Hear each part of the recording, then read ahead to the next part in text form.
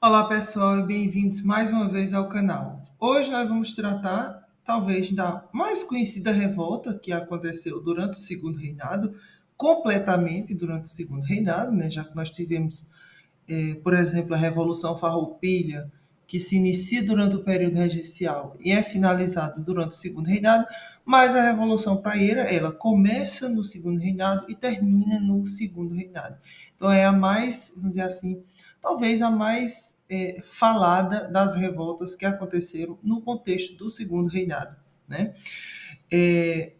Vamos ao vídeo. Bem, pessoal, a Revolução Praieira aconteceu em Pernambuco, né? E inicia-se em Recife, depois se expande para Olinda, outras regiões da província de Pernambuco, no ano de 1848. Ela acaba em 1850. Então, dura aí de 48 a 50 do século XIX. Ela é feita no contexto do Segundo Reinado. Nós sabemos que durante o Segundo Reinado, os dois principais partidos eram o Partido Liberal, também chamado de Luzia, e o Partido Conservador, também chamado de Saquarema, a nível nacional, né? Esses dois partidos tinham características muito parecidas, mas, em geral, a diferença principal em relação a eles dois é que os liberais queriam muito mais autonomia para as províncias, enquanto que os conservadores queriam mais centralização do poder na capital do império, que era o Rio de Janeiro, né? Essa disputa a nível nacional que existia entre liberais e conservadores se fazia também nas várias províncias do Brasil. Em Pernambuco não era diferente. Pernambuco que tem um histórico de muitas revoltas, né? A gente lembra, por exemplo, da Revolução Pernambucana de 1817, a gente lembra da Confederação do Equador de 1824, enfim, outras revoltas aconteceram também em Pernambuco. Então, em Pernambuco havia uma presença de uma certa elite revolucionária muito presente, né? Ou seja, muito, vamos dizer assim, visível, né? Ela é constante. E a Revolução Praieira se enquadra meio que nessa história, vamos dizer assim, revolucionária que Pernambuco teve ao longo da história do Brasil, né?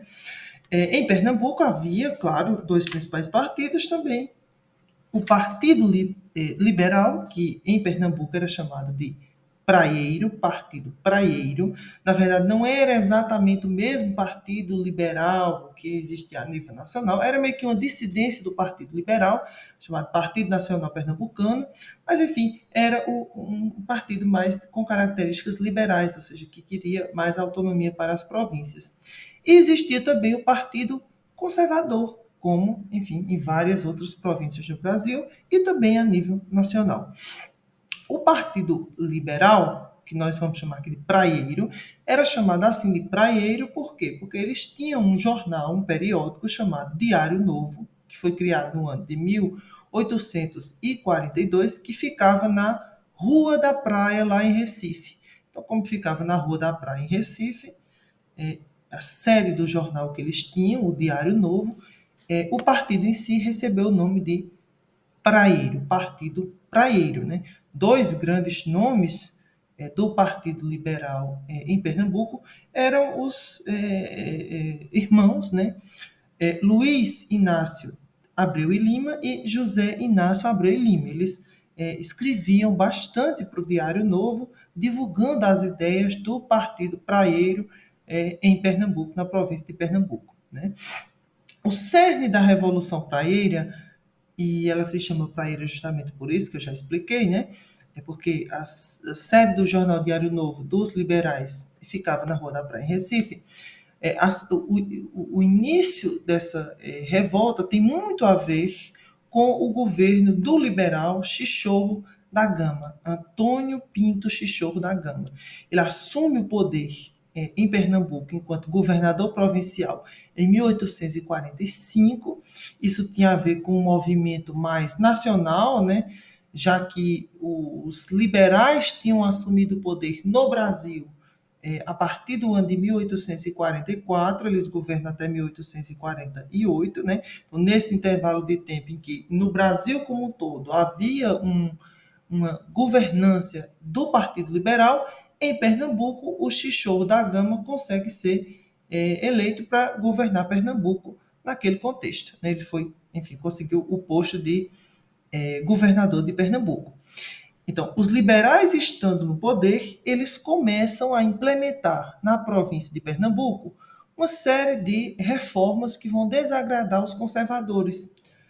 Os conservadores em Pernambuco, que eram muito representados e apoiados pela família Cavalcante, uma grande dona de terras em Pernambuco, até hoje a família Cavalcante tem influência na política, né, de Pernambuco, mas enfim, é, os liberais no poder vão implementar reformas do tipo demissões na guarda nacional, demissões na polícia de Pernambuco, demissões de pessoas ligadas aos conservadores, né, para a contratação de pessoas ligadas aos liberais.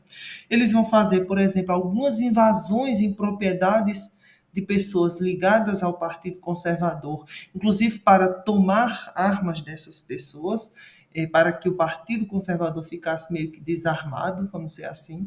Ou seja, eles vão implementar algumas mudanças que vão desagradar, de certo modo, os conservadores em Pernambuco. Né? Essas interferências em órgãos que eram há muito tempo controlados pelos conservadores, essas demissões de pessoas ligadas ao Partido Conservador, de cargos públicos de grande relevância, vai desagradar muito os membros do Partido Conservador em Pernambuco, muito ligados, por exemplo, a essa família de influência política em Pernambuco, que era a família Cavalcante.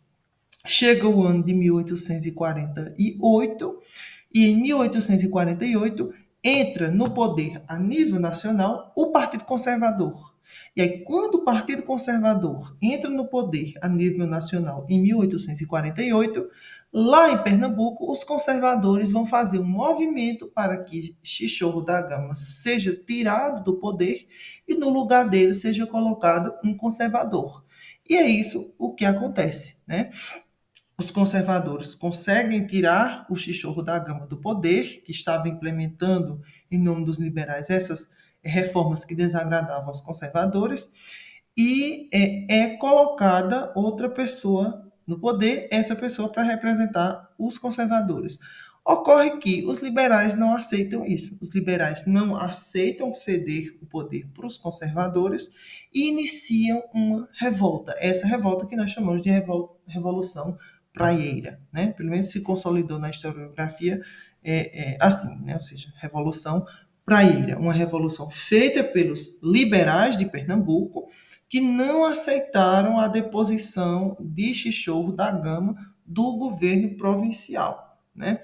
Essa revolta foi feita principalmente pela elite pernambucana, né, ligada ao Partido Liberal, pessoas também das classes médias, jornalistas, enfim, até professores, que se associavam a essas ideias mais liberais do Partido Liberal, de mais autonomia para a província e tudo mais, mas ela também contou com a presença de pessoas mais simples, das classes mais modestas, de pessoas mais humildes, principalmente pequenos comerciantes, né? Pessoas negras, até que se revoltavam principalmente pelo domínio de comerciantes portugueses em Recife, né?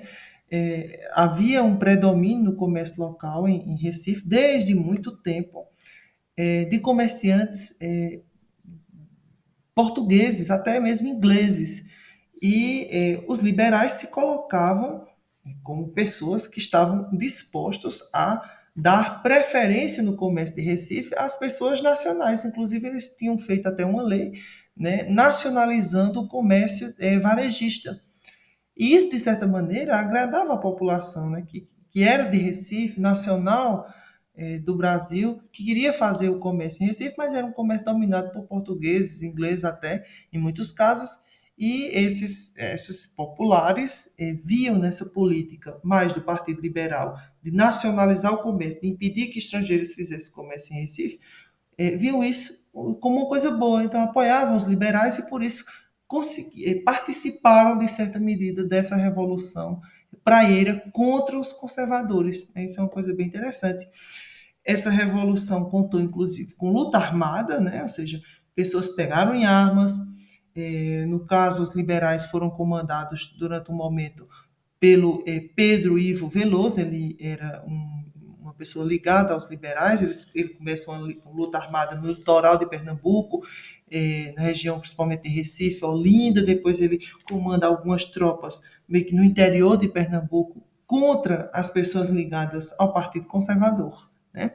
Ou seja, foi uma revolução que contou inclusive com luta armada, certo? Ou seja, uma revolução empreendida pelos liberais de Pernambuco, porque não aceitava a deposição do presidente Chichorro da Gama e a instituição de um governo conservador em Pernambuco, né? Aqui uma imagem do Pedro Ivo Veloso, né, que comandou tropas liberais contra os conservadores em Pernambuco.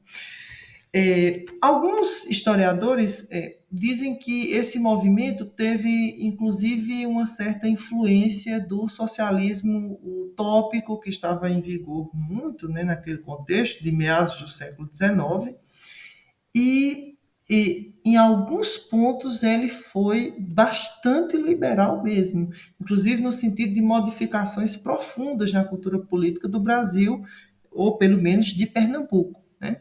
Algumas alas dos revolucionários lançaram um documento chamado Manifesto ao Mundo, no ano de 1849, que para aquele contexto de Brasil, Império Monárquico, foi bastante inovador, né? Nós vamos ver agora o que é que defendiam os escritores deste documento, que para alguns historiadores foi quase que, vamos dizer assim, comandado por Borges da Fonseca.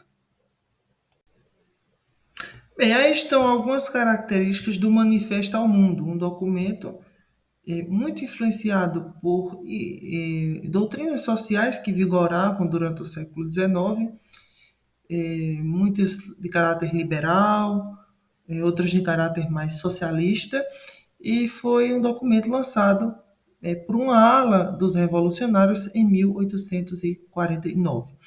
É um documento um tanto quanto inovador para um contexto de Brasil monárquico, né, que defendeu o voto livre para todos.